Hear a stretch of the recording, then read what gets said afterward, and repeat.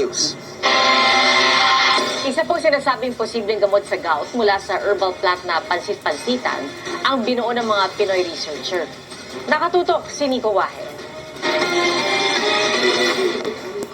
Ganyan mo man. Nobyembre noong nakaraang taon nang bigla raw sumama ang pakiramdam ng 28 anyos na si Nazareth.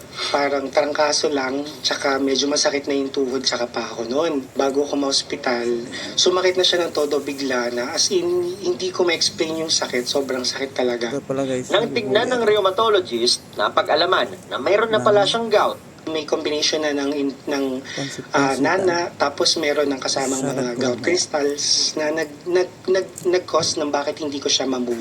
Nagkaroon daw ako ng gouty arthritis. Yun, dahil din sa lifestyle, dahil din sa mga kinakain, and syempre, bilang work from home, so talagang minsan nakastuck lang ako sa bahay, talagang walang exercise. Ayon sa Philippine Rheumatology Association, nasa 1.6 milyong Pilipino ang pinahihirapan ng gout. Si Nazareth, 3 buwan daw sumailalim sa therapy para makalakad ulit ng maayos. Tuwing sinusumpong ng gout, painkiller daw ang kanyang takbuhan. Maraming nagiging cases din ng complications gaya ng CKD or kidney failures sa too much take ng mga painkillers. Ito rin daw ang gustong maiwasan ng mga researcher ng Institute of Herbal Medicine. Kaya gamit ang herbal plant na kung tawagin ay ulasimang bato o pansit-pansitan, gumawa sila ng gamot para sa gout.